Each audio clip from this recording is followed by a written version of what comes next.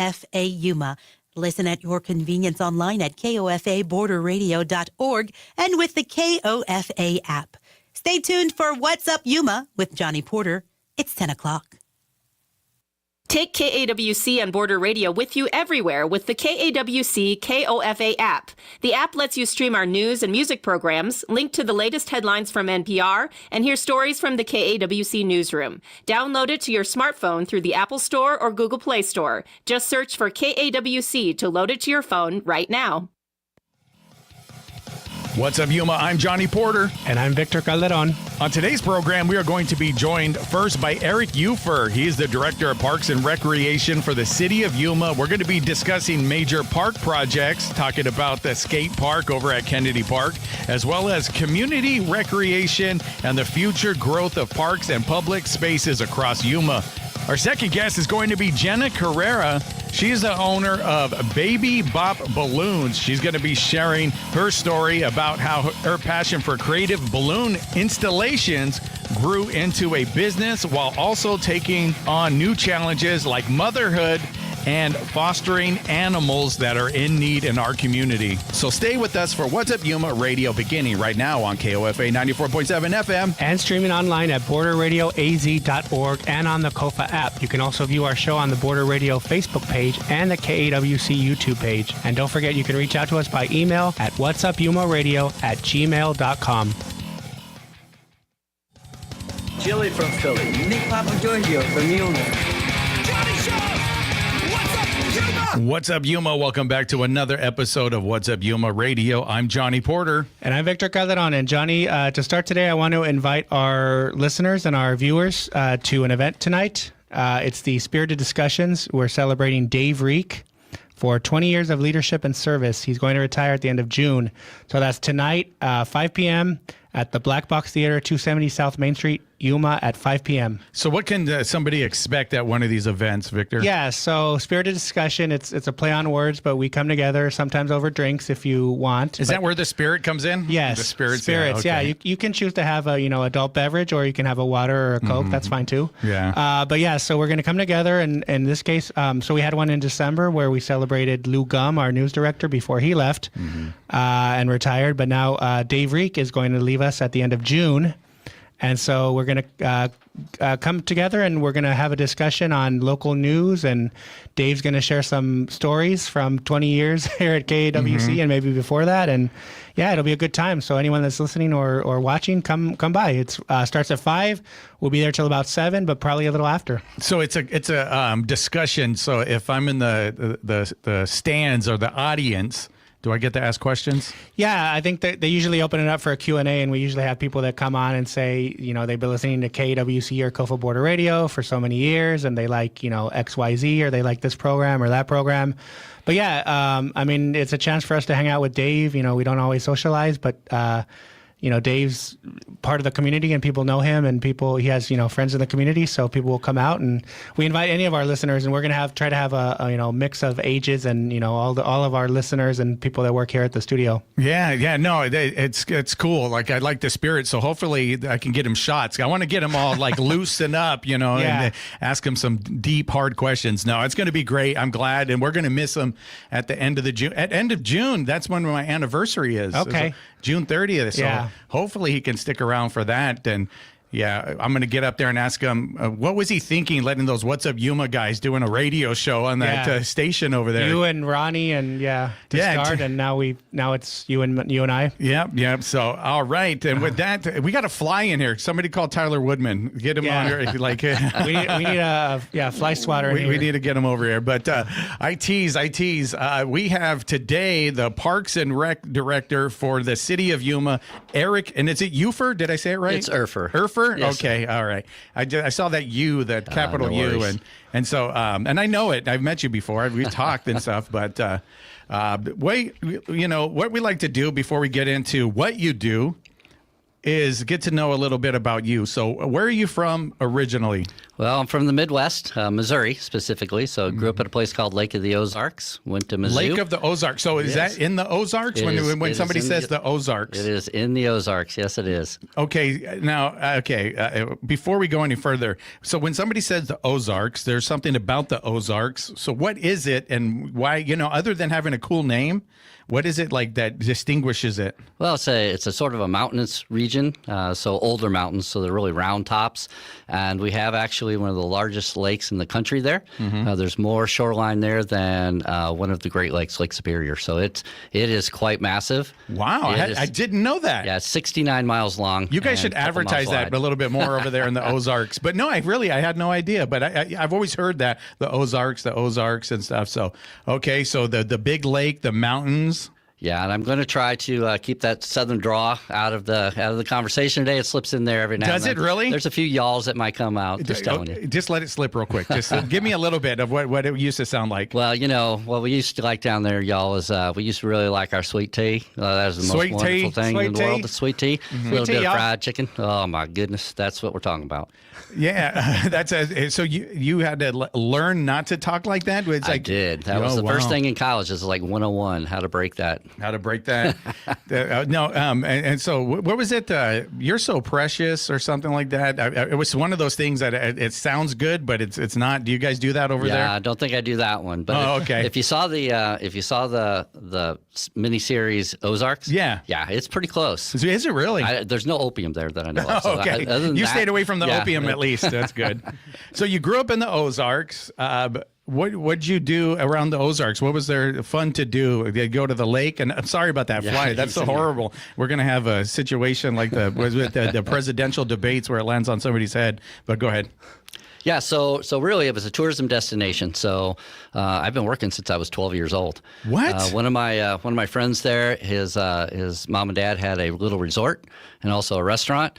So no such thing as child labor laws back then. So so we were working when we were 12, and I really haven't stopped since. So you're 12 years old. You're working over there. What were you into though? Like, what did you want to do? It sounds like there was a little bit of forced labor. I tease, but so what was it? A little 12-year-old Eric wanted to do. I really wanted to go into government. To be quite honest with you. Are you serious? I'm At serious. 12 years old, you're like thinking government already? I was thinking government already, and some of that was the experience that I had with our state parks down there, which we worked at a little bit as well. So that sort of got me introduced. So literally, I've been in Parks and Recreation since then. Wow. So you're saying because the relationship you had as a kid, being part of it, going to it, exploring these places, you saw like something in it that said, I want to be a part of this and maybe preserving this or part of making it fun and recreational for people? Yeah, I saw a lot of the people that were working there were truly having a good time at their job. And I thought that was pretty important then, and it's still important today. If I could do it all over again, I'd be a park ranger, right? Wouldn't it seem like a great job being a park ranger? Yes. I've met a few of them when I go camping, and they just live up there and just live the best life. It's that would be cool. So you're young, you're seeing this, and then is that what you went to school for originally? Yeah, actually, I went to school to follow my dad's footsteps. He was an electrical engineer, so that lasted about a year. After the second physics class and drawing the same bolt for 2 semesters in a row, I was like, man, this is not for me. So I had joined a fraternity at the time, and one of my fraternity brothers, he said, dude, you've been in Parks and Recreation already. Why don't you do that?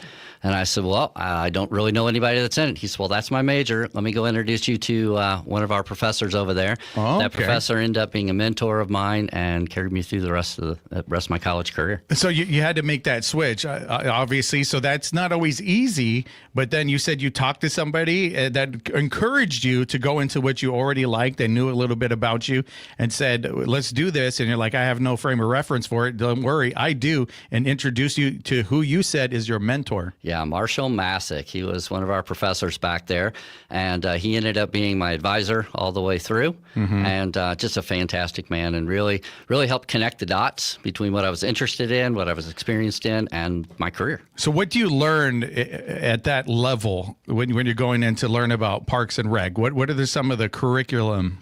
So there's everything from customer service to business administration to design, techniques and things of that nature. I mean, it's really a full gamut. Parks and Recreation has a lot of different disciplines that come together into it. So, well, yeah, there's a lot under that one umbrella, right? Because everything that's pretty much active for the city, that somebody, from swimming lessons and on. So you have to be a little bit knowledgeable, and all these are just basically like the formula on how to run these things. Yeah, you get in depth, actually, from a business administration standpoint all the way through to construction management. I mean, there's a lot to it. And so when you're going to what'd you say? Where'd you go? Mizzou. Mizzou? Yes. Okay, so you went to Mizzou. You're over there. Is there one particular part that you gravitated towards that you really liked? Yeah, well, I really love the business administration part of it, for sure. So that's why I ended up going to furthering my career and getting my master's, working towards my master's in that. But I also met my wife at Mizzou. So if I gravitated toward anything, that's probably it. Oh, that was it? Okay. Give a shout out to your wife. Hey, babe. How are you, Kath? Hey, Love Kath, you. Shout out to Kath. Well, what on the show? So you did that. So what was your first job out of Mizzou? So when I first got out of Mizzou, I actually worked 3 jobs at the same time, all part-time, just trying to break into You're the used to industry. it, but you're 12 years It was old, my so it's thing. like, it's like, I could do this. Yeah, so I was a assistant director for a day camp. Then I worked as a golf course marshal as well. And then I dabbled in trying to sell playground equipment, which was a tough gig. What was so tough about And it was just convincing communities to choose my at that point in time, $120,000 playground unit over somebody else's. And I just wasn't real passionate about that. You didn't like the sales part of it? You're trying to compete, or what was it? Yeah, I wanted to be on the other side. I wanted to be making those decisions on what to purchase. You want to purchase it. Oh, I see. Sure. Instead of trying to persuade somebody, and look at the turf that we use here. The kids, their heads will bounce off of it and they'll be fine, So you're doing that. You had 3 jobs. Then it sounds like the one for sales was short-lived. That was short-lived. Yes, that's for sure. The one that really took off was my day camp experience that I had. That helped me get my first full-time job. It was actually at a place called the St. Louis JCCA, Jewish Community Centers of America. So I'm a Catholic kid, so it was educational from that standpoint. Okay. It was really cool. Met some lifelong friends there, and the experience that I had there was just incredible. So they hired a Catholic kid over at a Jewish I camp. guess, yeah. Yeah. Okay. Hey, no discrimination, right? So you're in there. What was it like for you when you first started there? It was eye-opening. The nice thing about it was sort of a captive audience. So it was a membership-driven, kind of like a YMCA kind of scenario. So you had your captive audience there. You had your programming that was very specific and detailed. But there, again, it was a very wide range of activities. Everything from 5K runs to special events to youth sports, the whole gamut in recreation. So what was your particular job then? So I was in charge of the youth sports. Okay, program. so all the sports that would fall under that umbrella. Okay. Yes, from t-ball to soccer, basketball, and then in the summertime we did youth sports camps. So are you an athletic person by nature, or? I was in high school. I did okay. But again, the job, the work really took away from a lot of practice time that I should have been doing. Yeah, you should. So. Yeah, not that much time to be on the court or any court or anything. You're working since 12, so you do it. So you're doing that. What was your next step in the Parks and Rec field? So again, going back to the facts, I really wanted to do government at some point. There was a position open for a youth sports program coordinator for the city of Clayton, Missouri, which is outside of St. Louis, suburb of St. Louis. Was able to land that job, and that was my first full-time job in municipal recreation. So you're there. You're finally within government. Tell me a little bit about that experience, where you feel like you made it to where you wanted to be. Yeah, well, my experience that I had at the J really made it an easy transition.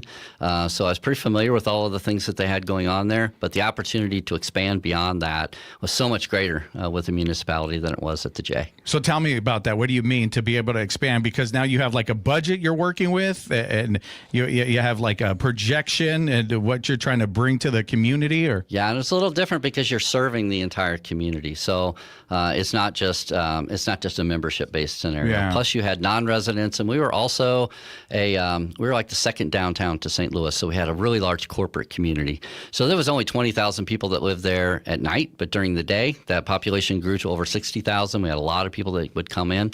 So we had special corporate rates and things of that nature for Ramada rentals and for use at our athletic facilities, for our leagues, sport leagues, and things of that nature, including our rec center. So we had a separate tier that was pretty cool that we got to expand and grow into. So you enjoyed it then, that you're there and you're purchasing equipment at this point. You're finally like on the other side. You're dealing with the guy like, no, mine is better. And then So and the whole procurement process to make sure that there you go. That's the technical word for it. Victor, say it one more time. Procurement. Procurement. That's an SAT word. Yeah. So I understand. So you weren't just all in Missouri. I also understand before you came to Yuma, you were in Maryland. Yeah. So how'd that happen? So I was at Clayton for 10 years and worked my way up to director of Parks and Recreation there. First director's position was in 1996 there.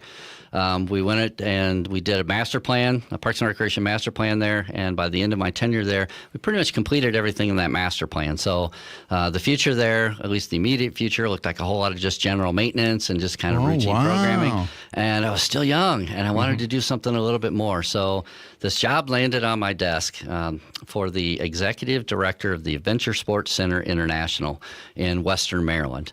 So I threw my name in the hat, and I'll be darned if they didn't offer me the job, and off we went. So that was a pretty cool job. When I walked into the office the first day, literally I had a part-time assistant. We had a one-room office, and we had some grant money in the bank. That was it. It was from the scratch up. So we didn't even have a process by way to pay bills yet. So I got to build that scenario from the bottom up, which was pretty cool. And then the end result was the nation's first recirculating whitewater course up on a mountain that we constructed out there, which was an intense project. Yeah. So how involved are you in that intense project? Because you said you went to school, so you learned a little bit of construction. You have these different backgrounds. So how involved were you? Yeah, of course we had a design and engineering team, A&E and all that kind of stuff. They actually were out of Colorado, and they had a modeling center that was out there. So we got to take trips out to Colorado to look at the small scale, and each time they would make a small adjustment, taking a look at the hydrology and things of that nature, making sure there weren't any entrapments that if you flipped in your kayak, you wouldn't get trapped in. It was pretty cool. So yes, I got a lot of experience there doing that. So then tell us, before we go to break right now, how'd you end up in Yuma? So after my Adventure Sports Center International, my wife's dad got terminally ill, so we needed to get back to the Midwest. Ended up in a municipality in Kansas City area for 16 years as director of Parks and Recreation. Retired from that job at 55. Our son was out here in Phoenix. He was a student at GCU, and he convinced us to go ahead and head out this direction. So you retired and you were done, and then the son was over here, and then you said, why not? Did you see like Indeed that's the City of Yuma was hiring? Yeah, I did actually, and it was for assistant director. So I had already retired as a director, so I was like, sweet, I'll just be an assistant director, kind of prop up the director, support him, and he was here for 9 months. And 9 months after you first started. That was it. Yeah, was it because like he's like, man, this guy's way better than me? Like, he's like, he knows it. He's been there. He's done that. But 9 months, and then you're the official director, and you're like back into it. Yeah. All right. So we're gonna take a quick break right now. We're gonna come back and talk a little bit about the projects we have going on here in Yuma, and hopefully finding a fly swatter. We're gonna do that right after this. You're listening to What's Up Yuma Radio right here on 94.7 KOFA Border Radio.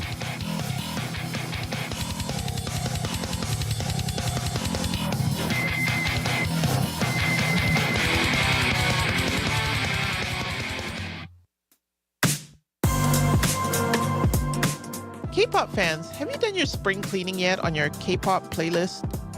Join me for the Spring Show with EXO, IU, BTS, and more. K-pop for Border airs on Wednesdays at 7 p.m. on Kofa Radio. Stream the show on KAWC's app or website, or follow K-pop for Border Facebook or Instagram.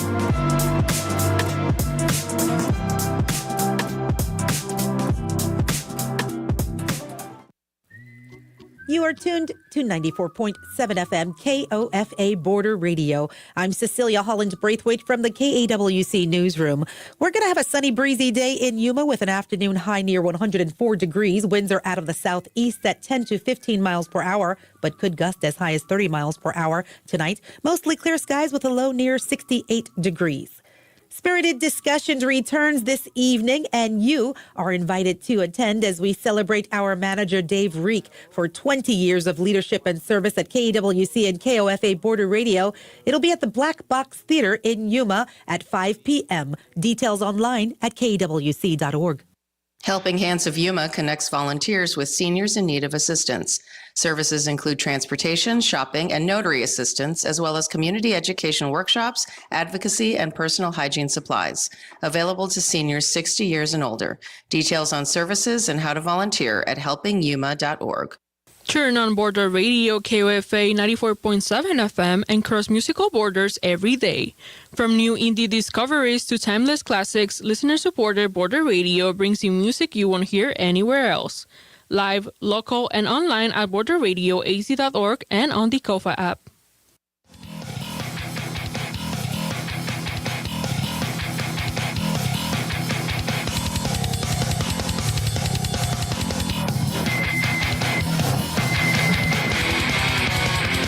What's up, Yuma? Welcome back to What's Up, Yuma Radio. We have an update about the fly. Yeah, the fly is no longer with us, but we have we're prepared if there's another one that comes by. We got a fly swatter. If you can see on the streaming, I've got the little fly swatter thanks to our friends out there. Yeah, I got it with my steno pad right here. Yeah, I was able to get it. Shout out to Bonnie for buying me this steno pad. Was able to kill the fly. But so no, now it's the time to get down to what's going on in Yuma. And I know, Victor, you have some good questions. So we're with Eric Urfer, Director of Parks and Recreation for City of Yuma. Thank you again for being here. Absolutely. So we want to ask you, about projects that are being done with like Parks and Rec. So I understand that the Yuma Council took up last week at the City Council meeting on, I believe it was Wednesday, the aquatics feasibility study. So please tell us about that. Yeah, so in 2024, we did a Parks, Arts, Recreation, and Trails Master Plan, which was a pretty intense 9-month-long project. We got a lot of community feedback asking the residents, what do you want out of your Parks and Recreation Department? One of the things that came out of that study was, no surprise, aquatics was very highly desired by the residents. It gets hot here, it Eric. Does. Yes. It also very specifically said, hey, we need to take a look at Kennedy Pool. We need to see what the future of that is, but we need to take a holistic approach towards aquatics. We wanted to take a look at all of our different aquatic facilities, including splash pads as well as our pools, figure out what the total true need is, and do a deep dive into what residents specifically wanted out of their aquatics. Mm-hmm. So that then is a feasibility study. So essentially, that feasibility study will do a couple of different things. One, it will take a look at our current inventory. It will assess everything that we have, but it also goes a little beyond that. It'll take a look at aquatic facilities in our neighboring communities just to get an inventory of what's available to folks that live here. Second, then it will take a look at the what is really needed within a new pool site. Mm-hmm. So it'll take a look at Kennedy. It's going to do a full assessment of Kennedy. Is it repair? Is it replace? If it's replace, is it there? And if it's there, what is that? What is the current need going to be? Could be a long course. It could be with a bulkhead that moves in between so that you could have a little 2 short courses, something of that nature.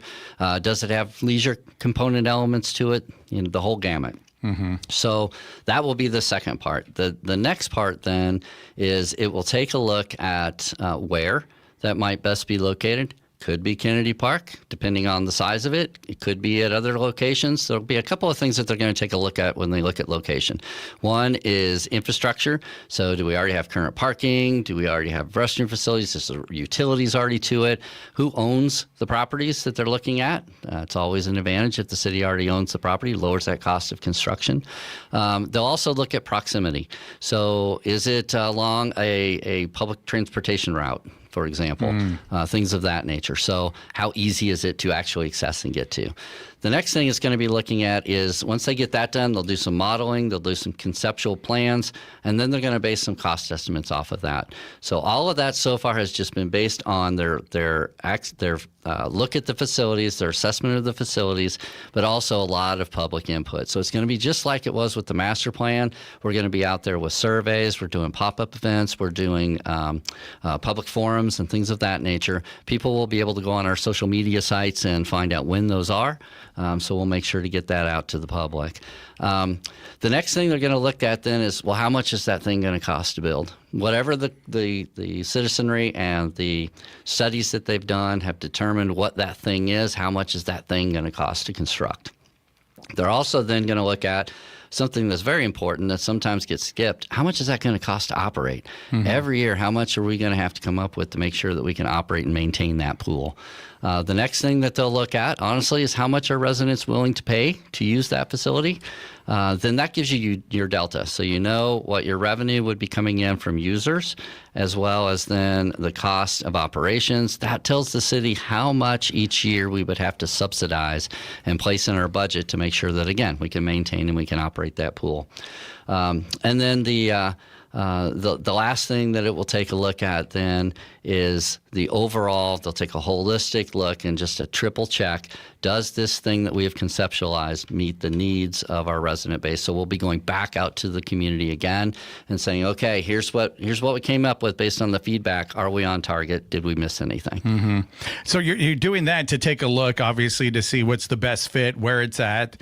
Now, how long does that take, that whole process? It sounds like a very long process. It is. It's going to take 11 months. When 11 people months? say, "Ay, 11 months." But in order to do it right, when you're talking about if we have to build a new pool, up to $18 to $20 million investment potentially, you want to make sure you get this thing right. Yeah, you want to do it right. Right on. Yeah, absolutely. So one of the things I want to talk about is right next to it was the skate park. There was an issue there with the concrete, and you had to take the concrete out. There was, I don't know the technical terms, but webbing or something they were going on? Yeah, there was. So right after we opened, actually on opening day, we had noticed that there was some surface on cracking. Opening day? Yeah, we saw it early on. Oh, wow. So we noticed that there was some surface cracking starting, spider cracking, shrinkage cracks.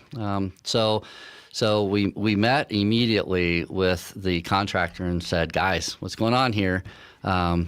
We agreed at the time to just watch it, take a look at it, see if it progressed. We also had a very good warranty with them. They said, guys, we'll come in and fix anything that's wrong, including remove and replace if it gets to that point. So we waited, and sure enough, the cracks got worse and worse and worse, and they were all over the entire space.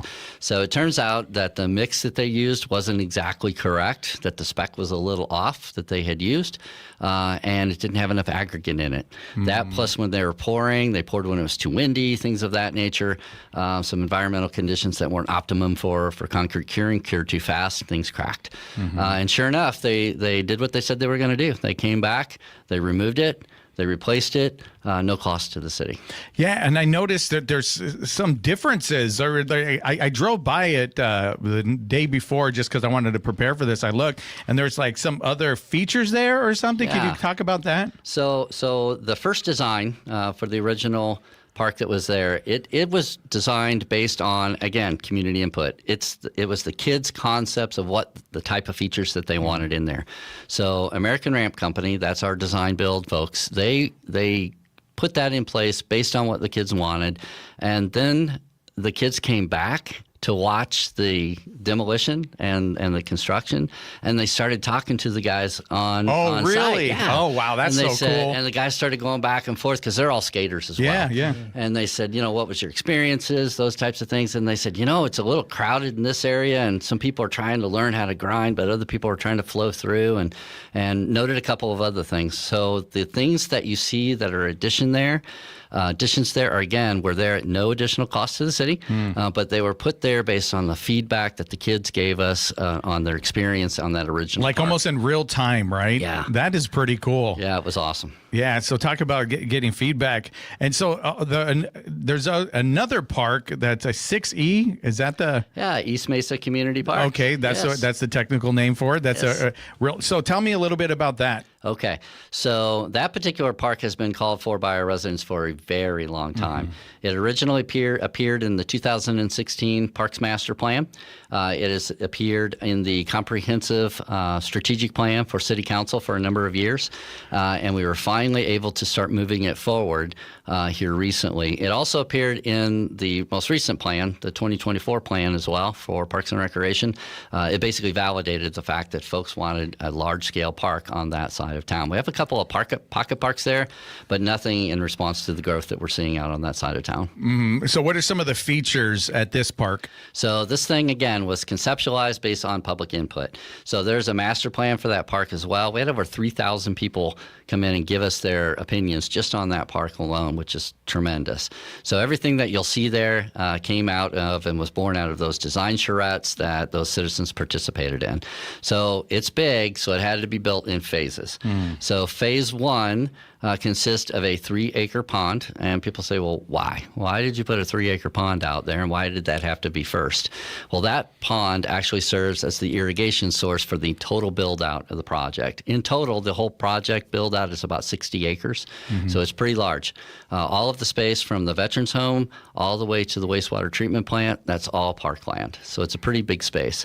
The second reason why we wanted to get that thing in there first was because it is actually fed from the wastewater treatment plant. So it is affluent water. Once the water gets to the treatment plant, it is treated. It's then a portion of that is pumped over to keep that pond full, and then it serves 2 different purposes. First is just a passive recreational amenity. It'll be stocked with fish. We've already been contacted by some RC boaters, things of that nature, that want to do the thing out there, which is great. And then the third, of course, is then it gets pumped out for irrigation and continues to cycle. Yeah, so there's some strategic moves that have to be made, and there's a reason behind it. And a lot of times people, like you said, why did you do that, or why did that happen? And we don't know, so people come up with assumptions and stuff like that. They get but it's just a simple question. So thank you for coming up and clearing up a lot of those questions. Yeah, I appreciate the opportunity to do so. So that's sort of the centerpiece. And then there is a walking trail that goes around that. That walking trail is a half mile long. And then there is an inclusive destination playground that really is the crown jewel of that entire project, the whole build out. That particular playground structure, really the whole space, was meant so that people with disabilities can participate right alongside everybody else. So you think, well, it's just kids. It's kids that might be in a wheelchair or use a walker or something of that nature, and they certainly can traverse the entire space. They can get to the top of the slides, the whole scenario. So super cool for that. But, we were talking with some of the residents that are in the Veterans Home next door, and they are super excited because they get their grandkids and great-grandkids visiting. They're actually going to have a private gate that gets them into the park right off of their parking lot right there. Yeah. And then they can take their kids, their grandkids, and they don't have to watch from the sidelines anymore. They can get up there and play with those kids. Oh, wow. That's pretty cool. Very cool. That kind of worked out, because I know the Liggett family, right, they're pretty big on the inclusive side of things, but then it also served another community that just happened to be a neighbor. Yeah, it's it's one of those unintended benefits that we're super proud to be able to brag about. Yeah. It's fantastic. So we're going to be wrapping up shortly, but we want to ask you if there's any specific programs or departments or parts of Parks and Recreation that the public doesn't realize that you want to shout out. Well, from special events standpoint, we are supportive of most of the special events that happen in town, but we don't run them all. Our master plan specifically told us, you guys can't do everything. You need to partner, and the power of partnership is real. So even the special events that are downtown, we have another department that actually spearheads those, and then we support those. So even the Caballero events and things of that nature, we are there in the background supporting all of that, doing a lot of things behind the scenes. So our reach is a lot bigger than just the staff that we have, and it's because of the power of partnership and just the great organizations that we have in Yuma doing their thing, and we're there to help help them. All right. And is this a busy time for you coming up? I know we got to let you go right now, but summer, the kids are going to be out of school. You got to figure out how to keep them busy, right? Yeah, once 4th of July gets here, we get to take a little bit of a break in August, really August, September. But that's when we're doing a lot of maintenance that we weren't able to get to on the fields and things of that nature. So we're doing a lot of extra work there. So it never really slows down. Yeah. But then we start gearing up again come September, October. Yeah, absolutely. So thank you so much for being with me. I definitely want to get you back on as things progress and stuff happens. Oh, Victor has some... let people know, please, website or social media where they can get information on events and programs. Just go on to the City of Yuma website. Click on Parks and Recreation, and then that can take you in a lot of different directions, from programming to special events, Ramada rentals, the whole ball wax. You can find it there. All right. And with that, we'll be back. You're listening to What's Up Yuma Radio right here on 94.7 KOFA Border Radio.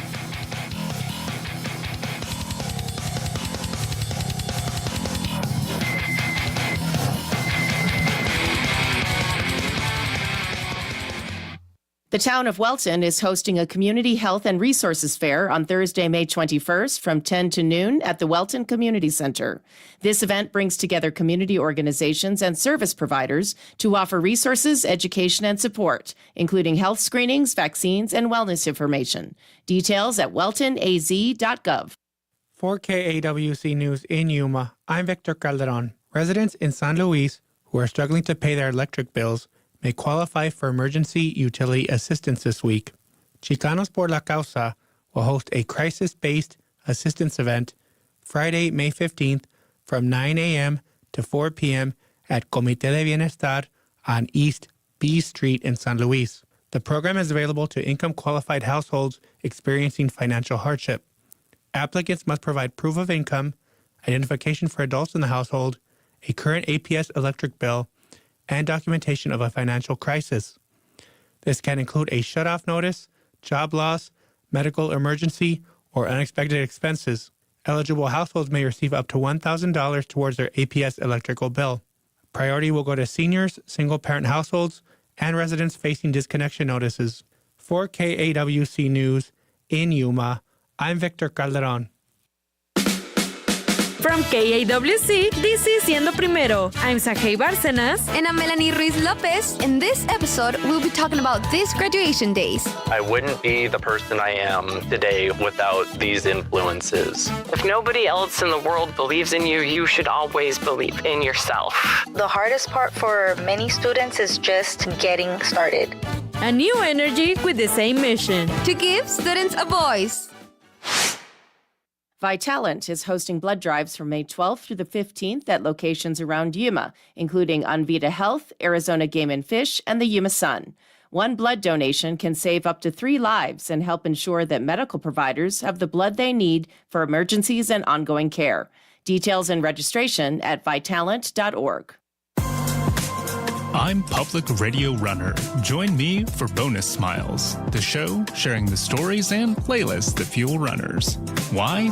Because the rando cheering you on at a mile 77 aid station is the same kind of person who supports local public radio. Join us every Saturday at 5 a.m. on KOFA at 94.7 FM for stories that soothe and jams that power long runs. I use KAWC almost on a daily basis in my car. It's the background for chores around my house. And I go to the website and look for stories that are of interest, and I listen to podcasts. I look to the news on NPR because I'm looking for something beyond the headline or a soundbite or a gotcha moment. I really want news that shows me sort of the multiple dimensions of a story, that seeks information from multiple sources and doesn't tell me how to think. It just presents the issues, and I really appreciate that.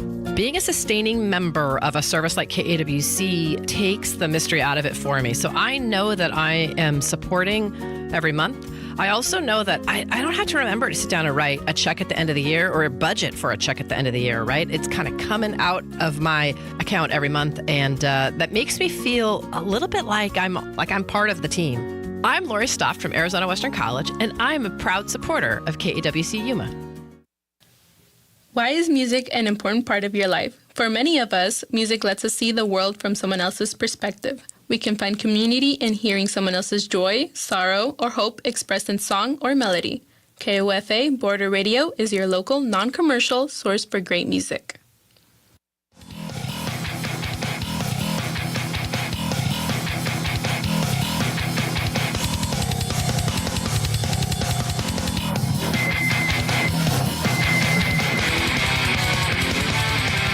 What's up, Yuma? Welcome back to What's Up, Yuma Radio. We are here now joined by Jenna Kierra. She's the owner of Baby Bop Balloonz. Thank you for being here this morning. Thank you. All right. Yeah, absolutely. And I'll get to how I originally came across your profile, which had to do with dogs.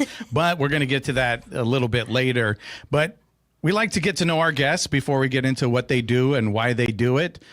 Where are you from originally? Are you from here in Yuma? I am. I am born here in Yuma and raised in Bridgeport, Connecticut. Came back. So you were born here? Yes. And then you went to Connecticut? Yes, when I was like 2. 2, you just said, I'm sick of this, the heat. I'm out of here. I'm going to Connecticut. No, that was all my family. Oh, that was your family that did it. Oh, okay, that makes sense. And then we came back because, they always say you always come back to Yuma. So you were raised over there in Connecticut, yes. though? Okay. So when did your family end up coming back? About over maybe like 15 years ago. About 15 years, minutes. yeah. Okay. What was it like growing up in Connecticut? Oh, it's definitely a culture shock. It was a big change. Okay. So tell me about it. Growing up there, being a kid in Connecticut. Well, it's definitely a hard life out there. It's hustle, hustle, hustle all the time. It's completely different from... I tell people all the time I'm spoiled here in Yuma. When I talk to my friends out there, I'm like, I'm spoiled here. There's no traffic there. It's just I love it here. I wouldn't raise my kids anywhere else. So it's big city vibes over there? Is that what you're saying? Yes. So the traffic, I hate traffic. You wouldn't even know. It's sometimes it's cool going places, but then it's like, traffic sucks. Why would you want to live here, Yeah, just to get somewhere like down the road to my mom's house would probably take like an hour. Yeah, okay. Geez, yeah, that's horrible. Don't like that at all. So how old are you when they moved back, though, your family? I was about 13 years old when I moved back over here. You were 13? Yes. Okay, so growing up over there, the hustle, the bustle, you felt it, or you saw like your parents having to hustle to make a living? We felt it. We rode the bus everywhere, the trains everywhere. We didn't have vehicles, so it was just, on foot or buses. Mm-hmm. So then you said 13 is when you came back? Mm-hmm. So you were glad? You were happy? Actually, I was really upset. I didn't want to leave my friends. At 13 years old, you don't want to leave your friends. 13 years old, that's a pivotal time. Yes. You're finding your identity. You got your group, hopefully, the people that you think you're going to be your friends for the rest of your life. And then the family said, all right, we're going back, honey. Yeah, they were like, you're getting in too much trouble. You're going back to Yuma. What is the word? Traviesa? Yes. There you go. They were like, yeah, okay, we can't have this. And so were you the reason they moved back? No, I wasn't the reason, but it had a big part of, our families out here, my grandmother, my cousins, everyone. Mm-hmm. They're like, let's get back to our family and get back on the ball. Mm-hmm. So then when you came back to Yuma, I guess you would have to kind of adjust to that as well, right? Major culture shock. Another culture shock. You're doing that. You're coming back, but how did you kind of find your social network again? How'd you kind of fit in? You just went to the school and I did not fit in here. You did not fit in. No, the teachers, the students, no one really liked me or understood me. But as I got older, my business is what really got me out there. Mm-hmm. So, what schools did you go to? Like junior high or high school? I went everywhere. You went everywhere? I kept getting kicked out. Oh, yeah. Okay, it's all right. Hey, look, it's all good. I've been to quite a few schools myself. And so you went to a bunch of different schools. So again, hard to make some friends. So hard. You're facing that. And so you said it wasn't until now your business that you're able to kind of find your groove? Yes. Honestly, I built such a reputation for myself. I always tell people Balloonz saved my life. Besides my kids, Balloonz saved my life. If it wasn't for my Balloonz and my community and showing who I really am and finding myself, I probably would have been with the wrong crowd still and thinking all that stuff was cool. And then can you talk about any of that at all, or do you not feel comfortable? No, not at all. You hang out with certain kids that are into certain things and you end up following in them, wanting to be just like them or not having that guidance. And then you go to jail one time and you're like, I'm not sleeping there again. So is that what it was? That kind of changed your life as well when you first went to jail? Yes, when I went to Yuma County Detention Center, and I actually saw one of the sheriffs that put me in there, and I was doing a balloon order at the Midnight at the Oasis, and he came up to me, and I was just like, I want to say thank you. I think me going to jail that day really saved my life, because that's when I started to be like, okay, what am I going to do with my life? I can't be doing this forever. So is it like when you ended up in jail, was it some things just started to catch up with you? Is that kind of how it went? And at that moment, wrong crowd, wrong time, and then just being an adolescent, like, well, you're not going to take me and my friends. And then they were like, you're going too. It's like, come on, honey, come on down. Join the party. Yeah, you're going to get a free meal. Yeah. But you're going to do it behind bars. So was it inside of jail, though? Like that you got to think a little bit, some moments of clarity? Oh, definitely. I really disappointed my family. I just... being in there made me realize, like, okay, I cannot stay here. I am way too spoiled. I had animals. I had my animals, which I still have my 2 dogs from that day when I was 18. And I was just like, I need my dogs. And I was like, I'm not doing this again. I need to get my life in order. So what was it like when you got out then? Were you on a mission? I think it was all the court dates and having to wake up every day and just going through all that. Court sucks. It's just it sucks, yeah. And then all the fees and everything that come with it. I realized that once you're in the system, it's so hard to get out of. And, my son's 13. He's going to be 14 this year. And I try to explain that to him all the time. Like, I'm not telling you to do this because I lived through it. Yeah. Once your name is in there, it's so hard to get out of it, and sometimes my past does try to come up on me, and I'm just like, no.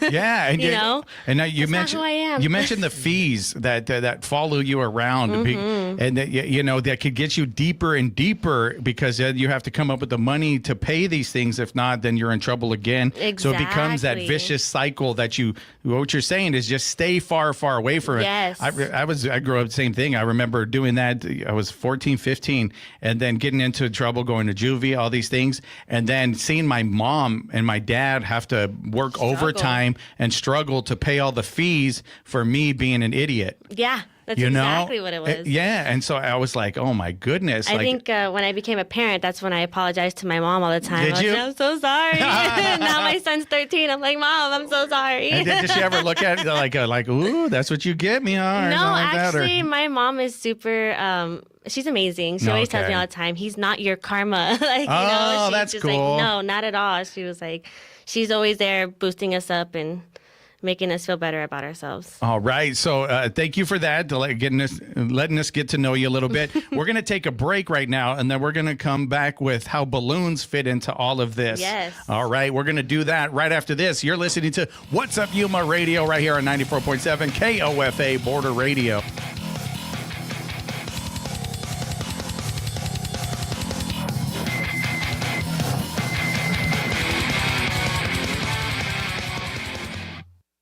This is folk singer Michael Jonathan. On Wood Songs this week, we have John Berry, a bona fide country music legend from the Grand Ole Opry to stages all over the world, and a banjo player named Mean Mary. She's not mean, she just plays a real mean banjo. Plus an amazing Wood Songs kid, all of this and more on this week's broadcast of the Wood Songs, Old Time Radio. This evening at 7 p.m. on KOFA Border Radio 94.7 FM. Today's weather forecast for Yuma, Parker, and Quartzsite shows a sunny, breezy day with afternoon highs between 104 and 108 degrees. Winds are out of the southeast at 10 to 15 miles per hour, but could gust as high as 25 to 30 miles per hour. Tonight, mostly clear skies with a low near 68 degrees.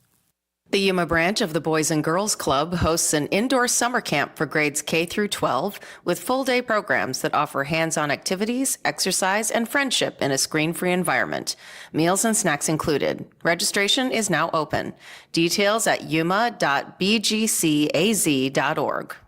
If you're tired of listening to long commercials before finally hearing music, Look no further. We've got you covered. Whether you're searching on your radio, trying to find an app to play some tunes, or need background music playing on your computer while finishing up some work, KOFA Border Radio is your non-commercial place for music.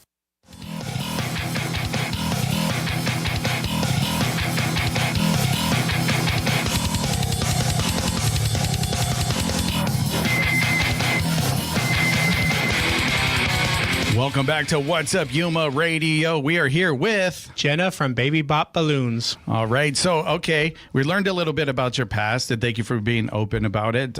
So how do balloons fit into this? I read kind of in your bio that maybe you and your family had a lot of parties or something, and you're like, I got the balloons. Don't worry. Like, I'll make it, Yeah. So tell me about it. Well, we are a very social family, and even when I was younger, I had parties a lot at our house. So we would do balloons, and I would want to do balloons for my friends.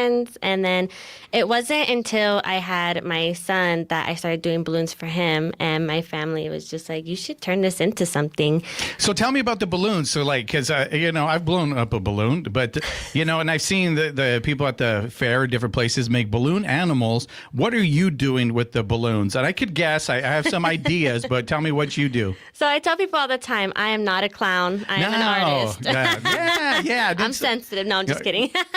But so the difference between my work and, balloon animals and things like that is I try to go all out and do something different. There's, balloon garlands and for birthday parties and things like that, businesses. But I try to do extravagant stuff. Okay. I try to get people to want to build huge octopuses in their living rooms or, have ceilings come out of their walls. So hold on, wait a minute. So how do you even think about, you're just like, hey, just do this, and then you got to go and figure out how to do it? What's crazy is that, there is a system on how to do things a certain way. Okay. But my mom always, she's like, it's just crazy because they try to help me, but they can't because I just see it in my head and I just end up doing it, which is crazy because I don't like reading directions and things like that. And balloons just come to me, which is my luck. Well, that's great. So you said you're doing it for your son, and then your family encourages you, said you should do this kind of as a business for a living. Yes. So what was that like originally when you say, I'm going to put myself out there and say, this is what I do for a living, or you should hire me for this? So basically, I started doing balloons right before COVID hit. And then when COVID hit, I was like, oh my God, I'm not going to get any orders or people. But I actually ended up thriving a lot more and getting my business out there more because a lot of people were having drive-bys, parties. So I would go in their driveway and do a balloon set for them in their driveway. And that's kind of how I started getting my name out there. And then I have a balloon stuffing machine where I'm able to put stuff inside balloons and things like that. And that's what really caught people's attention. So what do you put inside of the balloons? Anything, anything that fits into that round hole, or if I have, it depends on what type of balloon, because you can also cut it open and seal it back. But the machine I have is specifically, you put it like shirts or drinks or whatever. Okay, and then there's like stuff if they want to do like a gender reveal and stuff like that, you could do that. So you anything put it for businesses and birthdays, graduations. There's. I just tell people, bring me the stuff and I'll put the items inside for you. So you're doing that, and you're saying COVID, which I did really well in my business during that period of time that we referred to as COVID.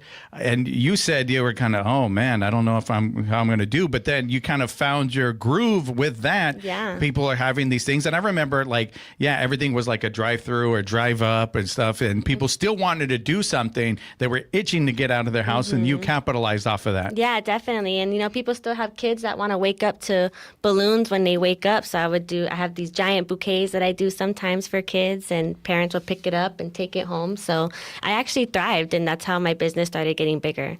Okay, and did you use social media at the time? Is that how you... Yeah, so social media is funny for me because when I was on Facebook, I blew up. I had millions of followers. I had over 80K followers. I had like 4 million views and likes on everything. Yeah, I was getting business opportunities from big balloon corporations, and then I got scammed. And they took it away from me. What? Yes, and so that really devastated me. It basically was like, okay, I lost. Like all you these got people. hacked or something? Yes. Like somebody fished for your password and stuff? Because that at that point when I do social media for a living, but at that point, like on my account, I have like triple lockdown. Like Facebook calls me and I got to send my face and do all this stuff because I can reach so many people, but they know that's a target. They know that my page and everything that I run is a target. Exactly. And so for you, maybe they didn't have that at that time. No. It was kind of early on before Meta was doing that, and then you were a victim of it. I was a victim, and I was devastated. I lost all my followers. People that I loved were getting scammed because they thought it was me, and I just felt like, okay, my community is never going to trust me, especially with my past and everything coming up. They probably think I am scamming people. But I basically just had to. I took a step back for a minute because I was like really sad, and then I was like, you know what, let's rebuild. So now I'm rebuilding on TikTok and Instagram, and I stay completely away from Facebook. Okay, you're not on Facebook. No. But then tell me a little bit about the rebuild. So the rebuild basically happened. I started on TikTok and then Instagram as well. And basically I started posting my stuff again. I basically made videos telling them, look, that's not me on Facebook. Do not. So you educated them on that, what happened. And, definitely. Okay. And so my community definitely had my back and helped me stay up there.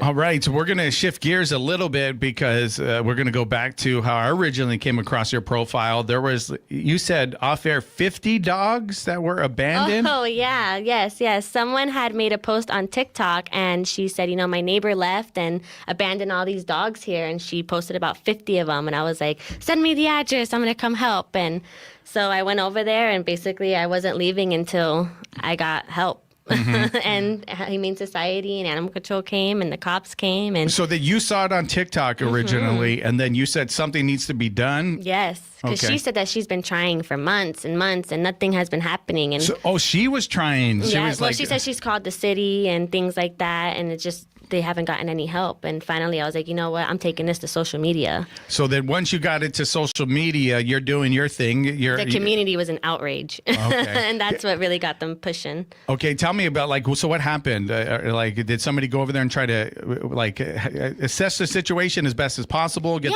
the dogs adopted, fostered? Or? Yeah, people from the Humane Society came and they helped us round up all the dogs and get them over there. And basically we got them all vaccinated. We got them to different sanctuaries and different rescues all over in like Casa Grande and San Diego and things like that. And all the dogs basically are pretty much adopted. Wow. So good, happy ending to that. That was just so shocking to see when you were posting that stuff. So it stuck out of my head. I was like, my goodness, that's what horrible. My social media is animals and balloons. Animals and balloons. All right. The algorithm. Yep. Go ahead, Victor. So I have to ask you, so getting back to the balloons, the cost of everything is going up. Has that impacted you with like balloons, supplies? So, you know, I actually shop locally. I go to Jay's Party Shop, and he also has a store involved in with genies as well. And I used to get my balloons online, but since he has all the great brands here, it's a lot easier for me to get it from him. And he's always supporting the balloon decorators and the community. And as long as you're like really a balloon decorator, sometimes there's discounts and things like that help us out. Yeah. So what is the most creative or fun thing that somebody said, I want this, or maybe something that you dreamed up in your head and that you were able to turn from a balloon into whatever? So I still think the coolest thing I've done so far is the octopus. The octopus. Is that where you mentioned the octopus? I gotta show it. So there's a little video if we can put it on here, but there's, you can see. Let's see. Hold on. I think it went, there we go. I can't wait to do that again, honestly. Here. I know exactly what I would do different to make it better. Yeah. You can see a little video. You have to go to our streaming to see the video of this. If you're watching on Facebook or X or YouTube, you can see this. And so you said you might do it a little bit different next time. There was some, you're like, there's some that flaws was my in the first design. time doing an octopus. And so I told her, I was like, look, just buy all the balloons because if I can't do it, I'm sorry. But it ended up coming out really cool. And now that I know what to do, I'm definitely going to have a under the sea birthday party for one of my boys. Very cool. About how big big was that octopus? I don't even know, but it was huge. It was huge? Yeah, it covered her entire living room into her kitchen. The legs were going into her kitchen, out to the back door. Oh, wow. So if somebody wants to get a hold of you, birthday party, quinceañera, whatever, you don't turn it down. You're like, okay, give it to me. Yeah, no, honestly, especially if it's something different that not a lot of people do, I will work with you because I really want to showcase that talent. Is there anything that you haven't done that you want to do? I would like to do a big dinosaur. I think that would be really cool. Oh, yeah. You know? So that's something to look out for. Yeah, the kids love dinosaurs, There's right? a lot of dino themes coming on. yeah. I think that would be. But that's surprising that you haven't done that yet. No, I haven't, but it's definitely in the works. You know, my kids are getting older. I have my toddler still, so be on the lookout for some dinosaur themes and more octopuses. Okay, one last question. Do you have a partner? Like I know you said with Jays, but do you ever partner with like a party planner or anything like that? No, I do not. No. And it maybe something you might want to do, or that like would be really you like cool to be solo. Day. No, honestly, I like being solo, but I would love to. Basically, my dream one day is to have my own balloon brand. I think that would be really cool. A balloon brand. Yeah, make up my own balloon machines with my name on it. I think that'd be really cool. So have you looked into that? What's that? I've thought about it in the past, but I haven't. I don't know where to start, but we'll get there one day. ChatGPT. Yeah, right now we could do that. Or the small business, Okay, there you go. That's one of them. Yeah, go over there and figure that out. So thank you so much. Go ahead, Victor. How can we find you, like online, social media? So like I said, not on Facebook, but I am on Instagram and TikTok, and that's how you can get a hold of me. My number is blasted on there, and give me a call. So how do they? What do they look up though? Do they look? Baby Bop Balloonz with the Z. Baby Bop Balloonz with the Z. Look that up, and then be the first one. Maybe if your kid likes dinosaurs, you could be the first one. And I want this dinosaur, T-Rex. Any particular dinosaur you'd want to do, real quick? I think I want to do. What's the one with the long neck? The long neck. Littlefoot. I don't know. That's strange. Like I can't even think of that right now. Know. I should know that. I should know it. I have 4 boys. You should definitely know it with your 4 boys. My goodness. Pregnancy brain. It's all good. Thank you so much for being with us. I really, really appreciate it. Thank you for having me. Best of luck with you and all the balloons. And with that, Legal Read. It's time for this. What's Up Yuma Radio is a production at KAWC, Colorado River Public Media. We broadcast from the studios in the Matador Activity Center at Arizona Western College in Yuma. Want to thank our engineer, Talon Gonzalez, along with Anthony Ornales, Juan Garcia, Dave Rica, and Cecilia. You can find out more about KOFA at borderradioaz.org and on the KOFA app. Stay tuned for KOFA's Midday Music. And I have the names if you don't have them. Oh, yes, go ahead. So on tomorrow's show, we're going to talk more Parks and Rec. We have Stephanie Pereda from Somerton Parks and Recreation and Angelica Roldan from San Luis Parks and Recreation. All right. And you can listen to the podcast version of our program and check out past episodes anytime at kawc.org/podcast/What's Up Yuma Radio. And if you want to come on the show, make sure you visit whatsupyuma.biz. Once again, that's whatsupyuma.biz, and click on that radio link and click book me and get on the show. Thank you guys for listening. We will be back tomorrow.